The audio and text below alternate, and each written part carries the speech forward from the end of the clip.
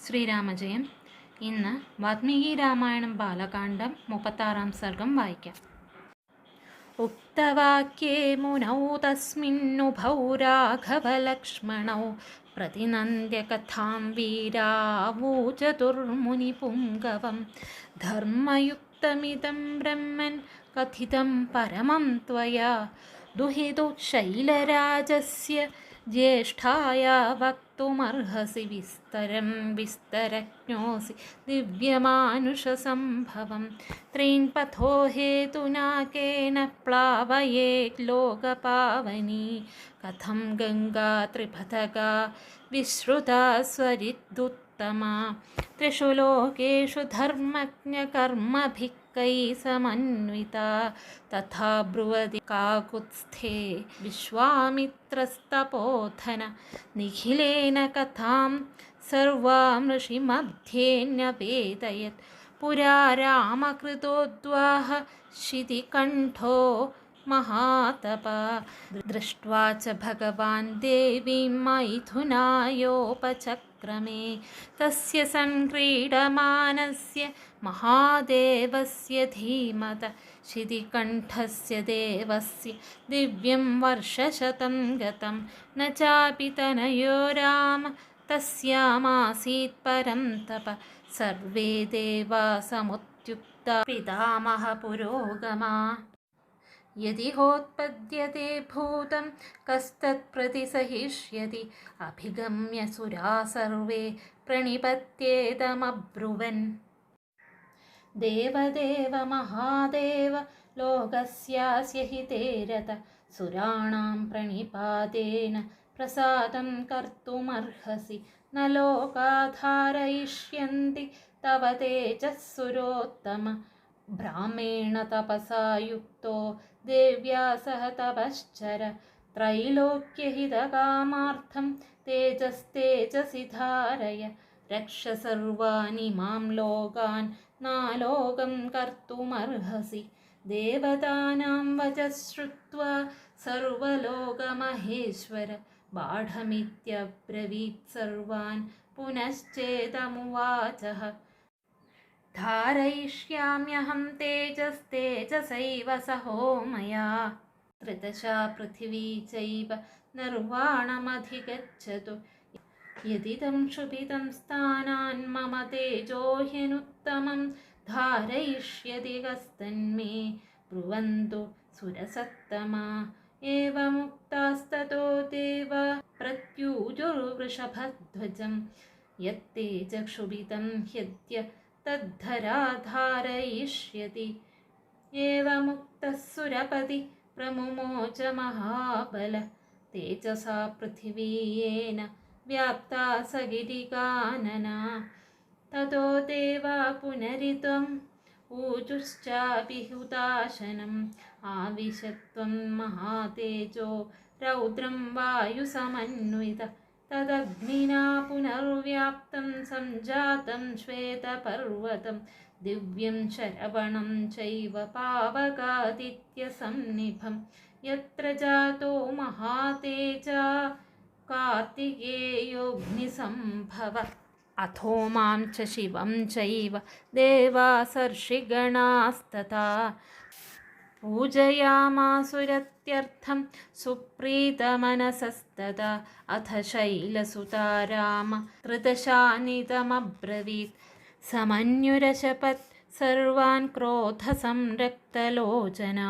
യസ്മാന്നിവാരിതാ ചാഹം സംഗതാ പുത്രകാമ്യയാ അപത്യം സ്വേഷു ദാരേഷു നോത്പാദയിതുമർഹത അദ്യ പ്രഭൃതി യുഷ്മാകമപ്രജാ സന്തു പത്നയ ഏവമുക്ത്വാ സുരാൻ സർവാൻ ശശാപ പൃഥിവീമപി അവനേനൈകരൂപാ ത്വം ബഹുഭാര്യാ ഭവിഷ്യസി ന ച പുത്രകൃതാം പ്രീതിം മത്ക്രോധകലുഷീകൃതാ പ്രാപ്സ്യസി ത്വം സുദുർമേധോ മമ പുത്രമനിച്ഛതി താൻ സർവാൻ പീഡിതാൻ ദൃഷ്ട്വാ സുരാൻ സുരപതിസ്തദാ ഗമനായോപചക്രാമ ദിശം വരുണപാലിതാം स स गत्वा तप आदिष्टत्पार्श्वे तस्योत्तरे गिरे हिमवत्प्रभवे शृङ्गे सह देव्या महेश्वर एष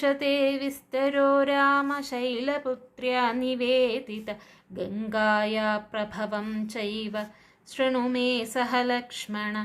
इत्यार्षे श्रीमद् रामायणे वाल्मीകിയെ ആദികാവ്യേ ബാലകാണ്ഡേ ഷട്ത്രിംശഃ സർഗഃ. ഇന്നത്തെ കഥയിൽ പറയുന്നത് പാർവതീദേവി, അതായത് ഉമാദേവി, ദേവന്മാരെ പുത്രന്മാരില്ലാത്തവരായി തീരട്ടെ എന്ന് ശപിക്കുന്നതാണ്. കഴിഞ്ഞ സർഗത്തിൽ പറഞ്ഞു നിർത്തിയത് ഗംഗാദേവിയുടെയും പാർവതീദേവിയുടെയും ജനനത്തെ കുറിച്ചാണ്. അതുപോലെ ഗംഗാദേവി സ്വർഗാരോഹണം ചെയ്തതും പാർവതീദേവി മഹേശ്വരനെ വിവാഹം കഴിച്ചതുമാണ്. വിശ്വാമിത്ര മഹർഷിയുടെ കഥ കേട്ടിട്ട്, ഗംഗാദേവിയുടെയും പാർവതീദേവിയുടെയും കഥ കേട്ടിട്ട് രാമലക്ഷ്മണന്മാർക്ക് വളരെയധികം ഇഷ്ടമായി. അങ്ങനെ മുനിവരനോടായി ഇങ്ങനെ ചോദിച്ചു: അല്ലയോ ബ്രാഹ്മണോത്തമ, ഭവാനാൽ അത്യന്തം പുണ്യമായ ഈ ചരിത്രം വർണ്ണിക്കപ്പെട്ടു. ശൈലരാജാവിൻ്റെ, അതായത് പർവ്വതരാജാവിൻ്റെ മൂത്തപുത്രിയുടെ ദേവലോകത്തിലും മനുഷ്യലോകത്തിലുമുള്ള ഉൽപ്പത്തിയെപ്പറ്റി വിസ്താരമായി പറയുവാൻ കനിഞ്ഞാലും അതേപ്പറ്റി അറിയുന്നവനാണല്ലോ ഭവാൻ. എന്തൊരു കാരണത്താലാണ് ലോകത്തെ പരിശുദ്ധമാക്കുന്ന അവൾ 3 വഴിയായി ഒഴുകിയത്? അതായത് ഗംഗ 3 വഴിയായിട്ടാണ് ഒഴുകുന്നത്. അതെന്തുകൊണ്ടാണ് എന്ന് ചോദിക്കുന്നു. ഹേ ധർമ്മജ്ഞ, ത്രിപഥകയായ ഗംഗ എപ്രകാരമുള്ള കർമ്മങ്ങളോട് കൂടിയവൾ എങ്ങനെ 3 ലോകങ്ങളിലും നദികളിൽ വെച്ച് ശ്രേഷ്ഠയായി പ്രസിദ്ധി നേടി? കാകുത്സ്ഥൻ ഇങ്ങനെ പറഞ്ഞപ്പോൾ തപോനിധിയായ വിശ്വാമിത്ര മുനി അതിനെക്കുറിച്ചുള്ള എല്ലാ കഥയും മുനികളുടെ സമക്ഷത്തിൽ വെച്ച് വഴി പോലെ പറഞ്ഞു കൊടുത്തു. രാമ, പണ്ട് മഹാതപസ്വിയായ നീലകണ്ഠൻ തന്നെ, അതായത് പരമശിവൻ തന്നെ വിവാഹിതനായതിൽ പിന്നെ ദേവിയെ കണ്ട ആശയോടെ മൈഥുനത്തിനായിക്കൊണ്ട് ആരംഭിച്ചു. 100 വർഷം കഴിഞ്ഞിട്ടും പരന്തപനായ രാമ, എന്നിട്ടും അവളിലൊരു പുത്രൻ ഉണ്ടായില്ല. അപ്പോഴാണ് ദേവന്മാർക്കൊരു ശങ്ക തോന്നിയത്. എന്താണ് ആ ശങ്ക? അതായത് ഉമാമഹേശ്വരന്മാരുടെ കുട്ടി സന്തതി പിറക്കുമ്പോൾ ആർക്കാണ് അവൻ്റെ തേജസ് കൊണ്ട് സഹിക്കുവാൻ കഴിയുക? ബ്രഹ്മാവ് മുമ്പായുള്ള ഈ ദേവന്മാർ അതിനെ ചൊല്ലി സങ്കടപ്പെട്ടു, ഭയപ്പെട്ടു.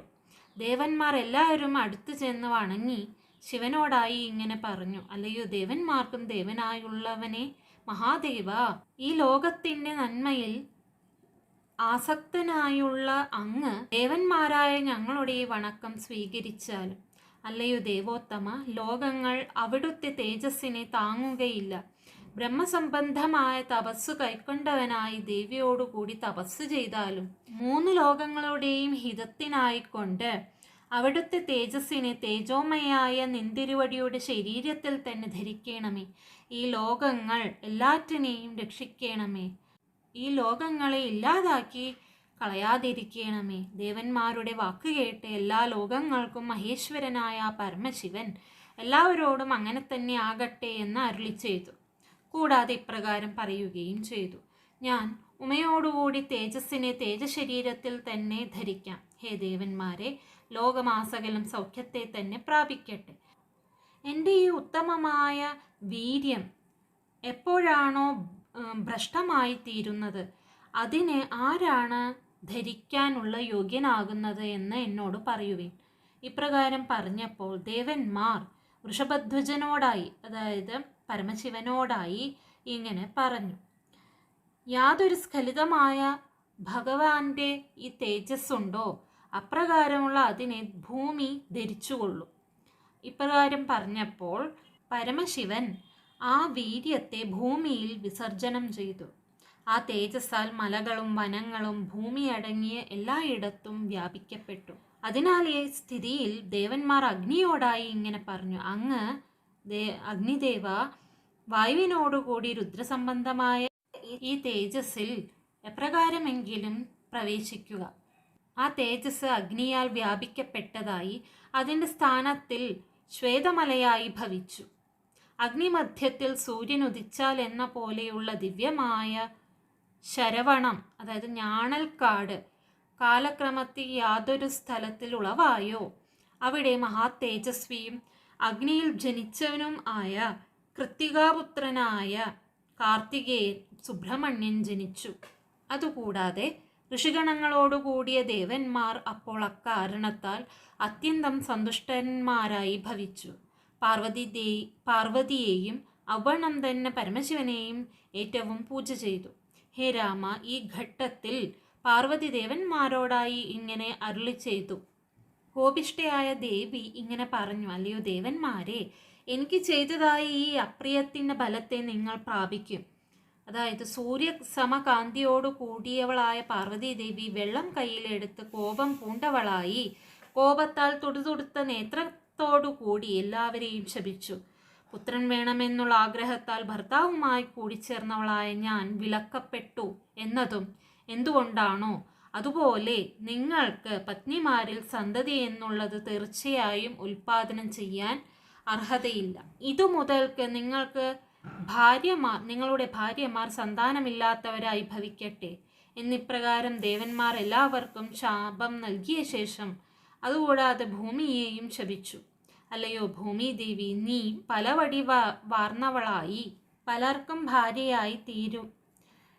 എനിക്കൊരു പുത്രനെ ഇച്ഛിക്കാത്തവളായ നീ എൻ്റെ കോപത്താൽ കലക്കപ്പെട്ടവളായി പുത്രനാൽ ഉളവാകുന്ന ആനന്ദത്തെ ഒട്ടും തന്നെ പ്രാപിക്കയില്ല. അപ്പോൾ ദേവേശൻ ആ എല്ലാ ദേവന്മാരെയും നാണം പൂണ്ടവരായി കണ്ട് വരുണനാൽ പാലിക്കപ്പെട്ട ദിക്കിലേക്ക് പോകുവാൻ തുടങ്ങി.